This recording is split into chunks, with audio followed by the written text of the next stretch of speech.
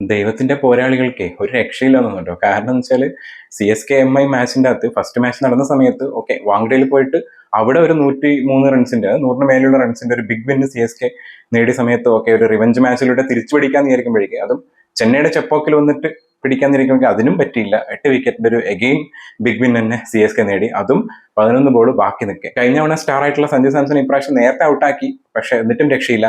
ഇവര് ആരൊക്കെ വന്ന് കളിക്കുന്നുള്ളൊരു സംഭവത്തിലായിരിക്കും ശരിക്കും മുംബൈ ഇന്ത്യൻസ് ഇപ്പൊ ചിന്തിച്ചുകൊണ്ടിരിക്കുന്നുണ്ടാവുക. ശരിക്കും ഇന്നത്തെ മാച്ചിൽ ഞാൻ CSKയുടെ പെർഫോമൻസിൽ ഭയങ്കര ഹാപ്പിയാണ്. കാരണം എന്താണെന്ന് വെച്ചാൽ ഇപ്പം ഈ ഒരു ടോട്ടൽ സീസൺ നോക്കിക്കഴിഞ്ഞാൽ തന്നെ CSK ആകെ ജയിച്ചിട്ടുണ്ടായിരുന്നത് ഈ ഒരു ഇന്നത്തെ മാച്ചിന് മുന്നേ വരെ 3 മാച്ചായിരുന്നു. അപ്പൊ 3 മാച്ചിലും സഞ്ജു സാംസൺ ഫോമായ മാച്ചുകളാണ് ജയിച്ചിട്ടുണ്ടായിരുന്നത്. ബാക്കിയുള്ള സഞ്ജു സാംസൺ ഫോം ആവാത്ത മാച്ചുകളൊക്കെ തോക്കുകയാണ് ചെയ്തത്. അപ്പൊ ഏകദേശം ഒരു ചേട്ടാ സൂപ്പർ കിങ്സ് എന്നുള്ള രീതിയിൽ ചെന്നൈ മാറിക്കൊണ്ടിരിക്കുകയായിരുന്നു. അപ്പൊ അങ്ങനെ ഒരു പ്ലെയറിനെ മാത്രം ഡിപ്പെൻഡ് ചെയ്തുകൊണ്ട് പോയി കഴിഞ്ഞാൽ ശരിയാവില്ല എന്ന് ഞാൻ കഴിഞ്ഞൊരു വീഡിയോയിൽ, അതായത് CSKന്റെ ലാസ്റ്റ് മാച്ച് തോറ്റ മാച്ചിൻ്റെ അകത്ത് ഞാൻ പറഞ്ഞിട്ടുണ്ടായിരുന്നു. അപ്പോൾ അതിനൊരു മാറ്റിമറിക്കുന്ന ഒരു മാച്ചായിരുന്നു ശരിക്കും ഇന്നത്തെ. കാരണം എം ഐ വിചാരിച്ചു കഴിഞ്ഞ കളിയിൽ ഫസ്റ്റ് ബാറ്റ് ചെയ്യിപ്പിച്ചിട്ടാണല്ലോ തോറ്റത്, അപ്പൊ എന്നാ പിന്നെ ഇപ്രാവശ്യം ഫസ്റ്റ് MI തന്നെ ബാറ്റ് ചെയ്യട്ടെ എന്ന് വിചാരിച്ചിട്ടാണ് ശരിക്കും ആ ഒരു സംഭവത്തിലോട്ട് പോയത്. പക്ഷേ എഗെയിൻ വെൽ ഡിസിപ്ലിൻഡ് ആയിട്ടുള്ള ആ ഒരു ബൗളിംഗ് യൂണിറ്റ് CSK ഇന്നത്തെ. കാരണം എന്ന് വെച്ചാൽ ടോട്ടൽ എക്സ്ട്രാസ് നോക്കിക്കഴിഞ്ഞാൽ 5 ഉണ്ട്, പക്ഷെ അതിൻ്റെ അകത്ത് 2 ലെഗ് ബൈയും 2 ബൈസും ആണ്. ഒരേ ഒരു വൈഡ് മാത്രമേ ഇന്ന് എറിഞ്ഞിട്ടുണ്ടായിരുന്നുള്ളൂ. അതും എനിക്ക് തോന്നുന്നു ലാസ്റ്റത്തെ ഓവറോ അതിന് തൊട്ട് മുന്നത്തെ ഓവറോ, ലാസ്റ്റത്തെ ഓവറാന്ന് കേട്ടോ, അൻഷുൽ കമ്പോജ് എറിഞ്ഞ ആ ഒരു ലാസ്റ്റ് ഓവറിലായിട്ടാണ് ഒരു വൈഡ് വന്നത്. അതുവരെ ഒരു വൈഡ് പോലും എറിഞ്ഞിട്ടില്ല, ഒരു നോ ബോൾ പോലും എറിഞ്ഞിട്ടില്ല. അങ്ങനെ അത്രയും ഡിസിപ്ലിൻഡ് ആയിട്ടുള്ള ഒരു ബൗളിംഗ് ആണ് ഇന്നത്തെ CSKയുടെ ഭാഗത്ത് ഉണ്ടായിരുന്നത്. ഈവൻ റൺസ് കൊടുക്കുന്ന കാര്യത്തിലാണെങ്കിൽ പോലും എക്കണോമിക്കൽ ആയിട്ടാണ് എല്ലാവരും ബോൾ ചെയ്തത്. ആകെ പ്രശാന്ത് വീറിന് മാത്രമാണ് കുറച്ചൊന്ന് അടി കൊണ്ടത്. ആള് ഈ ഒരു സീസണിൽ തന്നെ ആദ്യമായിട്ടാണ് ബോൾ ചെയ്യുന്നത്. അതും പവർ പ്ലേയിൽ വന്നിട്ട് ബോൾ ചെയ്തപ്പോൾ തന്നെ നല്ല രീതിയിൽ കിട്ടി, ഒന്നും പറയാൻ പറ്റില്ല. പക്ഷെ ബാക്കിയുള്ള ബൗളേഴ്സ് എല്ലാവരും കിട്ടില്ലനായിട്ട് ബോൾ ചെയ്തത്. അൻഷുൽ കമ്പോജ് ബൗളിംഗ് നന്നായിട്ട് ചെയ്യുക മാത്രമല്ല 3 വിക്കറ്റ് എടുത്തിട്ടുണ്ടായിരുന്നു. നമ്മുടെ ജെമി ഓവർട്ടൺ ആയിരുന്നു ഏറ്റവും ബെസ്റ്റ് എക്കണോമിക് നോക്കിക്കഴിഞ്ഞാൽ. അതുപോലെ പിന്നെ സെക്കൻഡ് ബെസ്റ്റ് നോക്കിക്കഴിഞ്ഞാൽ നൂർ അഹമ്മദും ഉണ്ട്. എല്ലാവരും, അതായത് ഈവൻ നമ്മുടെ ഇന്നത്തെ രാമകൃഷ്ണ ഘോഷ് ആദ്യമായിട്ട് ബോൾ എറിയാണ്, ആൾക്കും ഇന്ന് വിക്കറ്റ് ഉണ്ടായിരുന്നു, ആളും കുഴപ്പമില്ലാത്ത രീതിയിൽ തന്നെ ബോൾ ചെയ്തു. അങ്ങനെ ആ ഒരു ബൗളിംഗ് യൂണിറ്റ് ആ ഒരു 159 എന്ന് പറഞ്ഞൊരു സ്കോറിൽ MIനെ പിടിച്ച് കെട്ടി അവിടെ തന്നെ ഒരു ജയം മണക്കുന്നുണ്ടായിരുന്നു CSKക്ക് ഇന്ന്. അത് കഴിഞ്ഞ് ബാറ്റിംഗിൽ നോക്കിക്കഴിഞ്ഞാൽ നമ്മുടെ ഫസ്റ്റത്തെ ആ ഒരു 2 വിക്കറ്റ്, അതിൽ നമ്മുടെ സഞ്ജുവിന്റെ വിക്കറ്റ് ഫസ്റ്റ് തന്നെ പോയി. 2 4 അടിച്ച ആളെന്ന് ആവേശത്തിൽ കയറി വരുമ്പോഴേക്ക് ബുംറയുടെ ഫസ്റ്റ് ബോളിൽ എങ്ങനെയാണോ ഔട്ട് ആവേണ്ടിയിരുന്നത് നമ്മുടെ വിൽജാക്സ് ക്യാച്ച് മിസ് ചെയ്തല്ലോ, അതേപോലെ തന്നെ അടുത്തതിൽ കുറച്ച് ഇങ്ങോട്ട് മാറിയിട്ട് വിക്കറ്റ് കീപ്പറിന് കൊടുത്ത് ആൾ ഔട്ടായി. അത് കഴിഞ്ഞ് നമ്മൾ ഉർവിൽ പട്ടേൽ വന്ന സമയത്തും ആളും ഒരു ആവേശത്തിന്റെ പുറത്ത് അടിച്ച് 12 ബോൾ 24 എടുത്ത് ഔട്ടായി.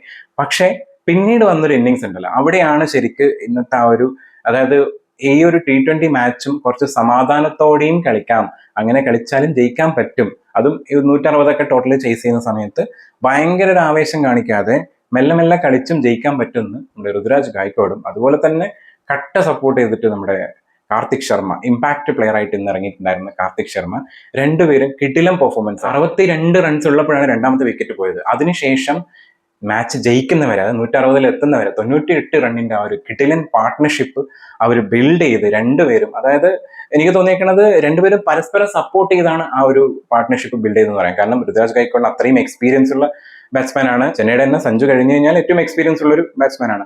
അപ്പോൾ ആ ഒരു എക്സ്പീരിയൻസ് ആള് തിരിച്ചങ്ങോട്ട് സപ്പോർട്ട് ചെയ്തും ഗൈഡ് ചെയ്തൊക്കെ നമ്മുടെ കാർത്തിക് ശർമ്മേനെ അധികം ആ ഒരു അഗ്രഷൻ മോഡിൽ കളിക്കാതെ കുറച്ചൊന്ന് കൂളായിട്ട് കളിക്കാൻ വേണ്ടി കുറച്ച് റണ്ണിങ് ബിറ്റ്വീൻ ദ വിക്കറ്റ്സും അതുപോലെ തന്നെ സ്ട്രൈക്ക് റൊട്ടേഷനും കാര്യങ്ങളൊക്കെ ഡബിൾസ് സിംഗിൾസ് ഒക്കെ എടുത്ത് കളിക്കുന്ന ഒരു ആ ഒരു ഫോർമാറ്റിലോട്ട് ആളിങ്ങനെ കളിച്ചു കൊണ്ടുവന്നിട്ടുണ്ട്. ചേസ് കാൽക്കുലേറ്റ് ചെയ്ത് ചെയ്യാന്നറിയില്ലേ, ആ ഒരു പ്ലാനിങ്ങോട് കൂടിയുള്ളൊരു മാച്ചാണ് ശരിക്കും ഗായ്ക്വാഡിന്റെ ഭാഗത്തുണ്ടായത്. അതേപോലെ തന്നെ നമ്മുടെ കാർത്തിക് ശർമ്മയും ആ ഒരു എന്താണോ ക്യാപ്റ്റന്റെ പ്ലാൻ അതിനനുസരിച്ച് കളിക്കുന്ന രീതിയിൽ അധികം വെറുതെ റോങ് ഷോട്ടൊന്നും അടിക്കാതെ ആള് എവിടെയാണോ ഗിയർ മാറ്റേണ്ടത് അവിടെ മാത്രമേ ഗിയർ മാറ്റിയുള്ളൂ. അതിന് മുന്നേ വരെ എങ്ങനെ കളിക്കണം ആ ഒരു താളത്തിൽ തന്നെ കളിച്ച് കൂളായിട്ട്, അതായത് ഇത്രയും കൂളായിട്ടും ഒരു മാച്ച് ജയിക്കാമെന്ന് ഇന്നത്തെ മാച്ച് ശരിക്കും കാണിച്ചു തന്നു. എന്നിട്ട് പോലും ലാസ്റ്റ് 11 ബോൾ ബാക്കി ഉണ്ടായിരുന്നു എന്നുള്ളതാണ് അവിടെ ആ ഒരു വിജയം ഉണ്ടാക്കിയത്. ശരിക്ക് കംപ്ലീറ്റ്ലി ക്രെഡിറ്റ് ഗോസ് ടു ഈ ബൗളിംഗ് യൂണിറ്റും അതുപോലെ തന്നെ നമ്മുടെ ഈ 2 പ്ലെയേഴ്സിനാണ്, ഋതുരാജ് ഗായ്ക്വാഡും അതുപോലെ കാർത്തിക് ശർമ്മയും. And well played Karthik Sharma. ഈ ഒരു സീസണിലാണ് ആള് ഡെബ്യൂട്ട് ആയിട്ട് വരുന്നത്. ആകെ ഒരു കുറച്ച് മാച്ചസേ കളിച്ചിട്ടുണ്ടായിരുന്നുള്ളൂ. ആൻഡ് ഇന്നത്തെ മാച്ചിൽ ആ ഒരു ഇമ്പാക്ട് പ്ലെയർ ആയിട്ട് വന്നപ്പോൾ തന്നെ ഇന്നത്തെ നിശ്ചയമായിരുന്നു ആള് കളിക്കണം എന്നുള്ളതും കളി ജയിപ്പിക്കണം എന്നുള്ളതും. ആൻഡ് ലാസ്റ്റ് വിന്നിംഗ് റൺ അടക്കം നമ്മുടെ കാർത്തിക് ശർമ്മയുടെ ബാറ്റ് തന്നെ ഉണ്ടായത്. ആൻഡ് ഫസ്റ്റ് 15 കൂടി ഇന്ന് അടിക്കാൻ വേണ്ടി പറ്റി. മൊത്തത്തിൽ ഒരു കാർത്തിക് ശർമ്മ ഡേ ആയിരുന്നു എന്ന് വേണം പറയാൻ. ബാറ്റിംഗ് ചെയ്യുന്ന സമയത്ത് ഇത്രയും മെച്ചോർഡ് ആയിട്ടുള്ള ഒരു ഇന്നിങ്സ് നമ്മുടെ ഋതുരാജ് ഗായ്ക്വാഡിന്റെ ഭാഗത്ത് നിന്ന് കറക്റ്റ്, അതായത് എങ്ങനെ ക്യാപ്റ്റൻ കളിക്കണം, ക്യാപ്റ്റന്റെ റെസ്പോൺസിബിലിറ്റി എന്താണ്, വിക്കറ്റ് വെറുതെ വലിച്ചെറിഞ്ഞ് പോവുക എന്നുള്ളതല്ല എന്ന് കാണിച്ചു തരുന്ന രീതിയിൽ കറക്റ്റ് ആയിട്ട് ആള് ഫ്രണ്ടിൽ നിന്നിട്ട് ഓക്കെ ഞാനാണ് ക്യാപ്റ്റൻ, ഞാൻ തന്നെ ഫ്രണ്ടിൽ നിന്ന് ലീഡ് ചെയ്യാം എന്നുള്ള രീതിയിൽ കറക്റ്റ് ആയിട്ട് ഇന്ന് കളിച്ച് ആ ഒരു മാച്ചിനെ അത്രയും അടിപൊളിയായിട്ട് ജയിപ്പിച്ചു കൊടുത്തു. അത് മാത്രമല്ല ഇന്നത്തെ ആ ഒരു ജയത്തോടു കൂടി തന്നെ പോയിന്റ് ടേബിളിലും ഗംഭീരമായിട്ടുള്ള ഒരു ചേഞ്ച് ഉണ്ട്. ശരിക്കും ഇന്നത്തെ മുംബൈയുടെ ബാറ്റിംഗ് നോക്കിക്കഴിഞ്ഞാൽ ഫസ്റ്റ് ആ ഒരു പവർ പ്ലേ സമയത്ത് റിക്കൾട്ടൺ നല്ല അടി തന്നെ അടിച്ചിട്ടുണ്ടായിരുന്നു. അത് കഴിഞ്ഞിട്ടാണ് ആൾ ഔട്ടായത്. ഒരു 4 പോലും അടിക്കാണ്ട് ഫുള്ള് 6 ആയിരുന്നു കേട്ടോ. 5 6 ആണ് ആൾ അടിച്ചിട്ടുണ്ടായിരുന്നത് ആ ഒരു സമയത്ത്. പവർ പ്ലേ കഴിഞ്ഞപ്പോൾ തന്നെ ആളെ വേഗം പറഞ്ഞുവിടുകയും ചെയ്തു. ഗൈക്കോഡിന്റെ ഇന്നിംഗ്സ് പറയുന്ന പോലെ തന്നെ എമ്മയുടെ ഭാഗത്ത് നിന്ന് പറയേണ്ട ഒരാളാണ് നമൻതീർ. നമൻതീറിനെ കുറിച്ചിട്ട് ഞാൻ കഴിഞ്ഞ ഏതോ ഒരു മാച്ചിലും പറഞ്ഞിട്ടുണ്ടായിരുന്നു. ഭയങ്കര കൺസിസ്റ്റന്റ് ആയിട്ട് കളിക്കുന്ന ഒരു പ്ലെയർ.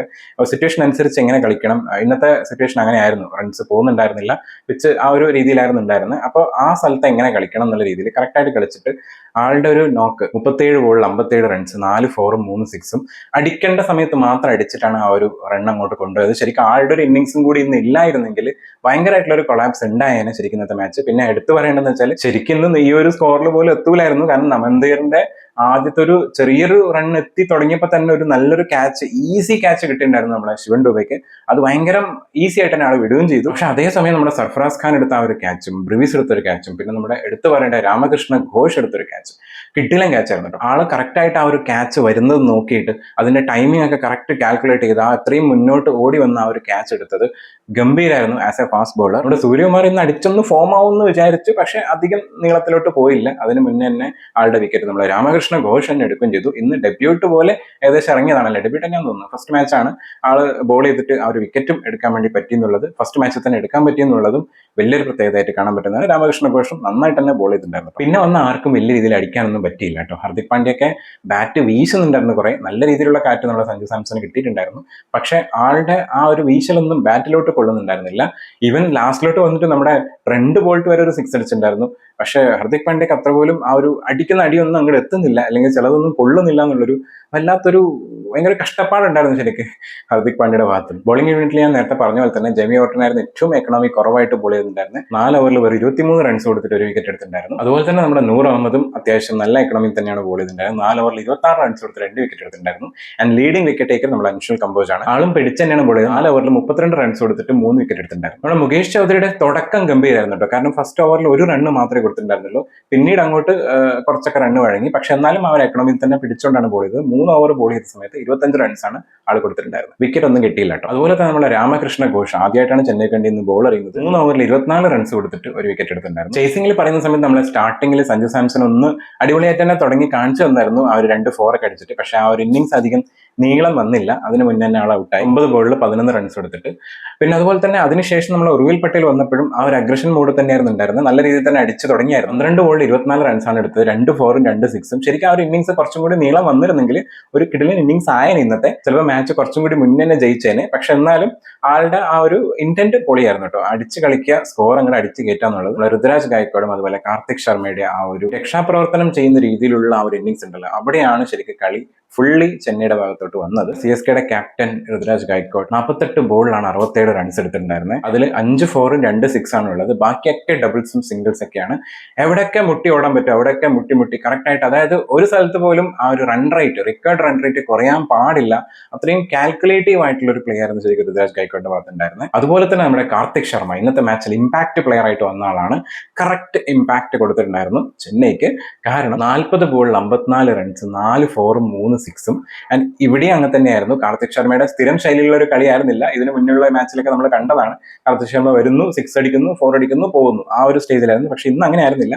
ആദ്യം ഒന്ന് അടിച്ചു, പക്ഷെ അത് കഴിഞ്ഞ് നമ്മുടെ ഋതുരാജ് ഗായക്കോട് പറഞ്ഞു കളിയൊന്നും മെല്ലെ കളിച്ച് നമുക്ക് ജയിച്ചാൽ മതി, ഇന്നത്തെ മാച്ച് എങ്ങനെയായാലും ജയിക്കണം എന്നുള്ളൊരു ആ ഒരു ഇന്റന്റ് ഉള്ളത് കൊണ്ടാന്ന് തോന്നുന്നു ആള് പിന്നീട് അങ്ങോട്ട് കൂളായിട്ട് കളിച്ച് അഗ്രഷണയ്ക്കൊന്ന് കെട്ടിപ്പൂട്ടി വെച്ചിട്ട് കറക്റ്റ് ആയിട്ടുള്ള ഒരു ഇന്നിങ്സ്, ചേസിങ് എങ്ങനെ ചെയ്യണം, കൂളായിട്ട് എങ്ങനെ ചെയ്യണം എന്നുള്ള രീതിയിൽ കാണിച്ച് അവസാനം ആ ഒരു മാച്ചിന്റെ വിന്നിംഗ് റണ്ണ് പോലും കാർത്തിക് ശർമ്മയുടെ ഭാഗത്താണ് ഉണ്ടായിരുന്നത്. ഇന്നത്തെ ഡേ കാർത്തിക് ശർമ്മയുടെ ഡേ ആണ്. കാരണം CSK ടീമിൽ വന്നിട്ട് ആളുടെ ആദ്യത്തെ ഒരു കിടിലൻ പെർഫോമൻസ് ആണ്. അതും ഇന്ന് 50 അടിക്കാനും പറ്റി എന്നുള്ളതാണ് ഏറ്റവും വലിയ പ്രത്യേകത. മുംബൈ ബോളേഴ്സിൽ അത്യാവശ്യം എല്ലാവർക്കും അടിയിട്ടുണ്ടായിരുന്നു. അതിൽ മോസ്റ്റ് എക്സ്പെൻസീവ് ആയത് നമ്മുടെ ട്രെൻഡ് ബോൾട്ട് തന്നെയാണ്. 3.1 ബോൾ ചെയ്ത സമയത്ത് 37 റൺസ് കൊടുത്തിട്ടുണ്ടായിരുന്നു. 11 മേലെയാണ് ആളുടെ ഒരു എക്കണോമി റേറ്റ്. ട്രെൻഡ് ബോൾട്ടിന് കൂട്ടായിട്ട് നമ്മുടെ കൃഷ് ബക്കത്തും ഉണ്ടായിരുന്നു. 2 ഓവറേ ബോൾ ചെയ്തിട്ടുണ്ടായിരുന്നുള്ളൂ. അതിൽ 22 റൺസ് ആൾ കൊടുത്തു, വിക്കറ്റ് ഒന്നും കിട്ടിയിട്ടില്ല. 11 തന്നെയായിരുന്നു ആളുടെയും എക്കണോമി. എന്നത്തെയും പോലെ തന്നെ അല്ലാ ഗസൻഫർ ഇന്നും 4 ഓവറിൽ 40 റൺസ് കൊടുത്താണ് ഒരു വിക്കറ്റ് എടുത്തത്. ആള് എനിക്ക് തോന്നിയേക്കണേ ഭയങ്കര എക്സ്പെൻസീവ് ആവാറുണ്ട് ചില മാച്ചിലേക്ക്. കഴിഞ്ഞ മാച്ചിലേക്ക് എനിക്ക് 50 മേലേക്ക് റൺസ് കൊടുത്തിട്ടുണ്ടായിരുന്നു. പക്ഷെ വിക്കറ്റ് എപ്പോഴും എടുക്കാറുണ്ട് കേട്ടോ. ഇന്ന് കുറച്ചും കൂടി കമ്പാരിറ്റീവ്ലി കുറവാണ്, ഒരു 10 ആണ് ഉണ്ടായിരുന്ന റേഞ്ച്. പക്ഷെ എന്നാലും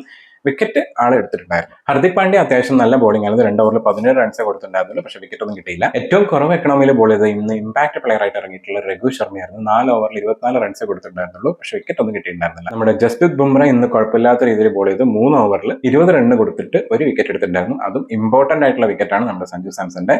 അപ്പൊ അതുകൊണ്ട് തന്നെ ആളുടെ ഇമ്പാക്ട് ഇന്ന് പിന്നെയും ഉണ്ടായിരുന്നു കമ്പാരിറ്റീവ്ലി ചില മാച്ചസ് ഈ സീസണിൽ വെച്ച് നോക്കുന്ന സമയത്ത്. അങ്ങനെ സഞ്ജു സാംസൺ ഫോം ആവാത്ത ഒരു മാച്ച് CSK ഇന്ന് ജയിച്ചിരിക്കുകയാണ്.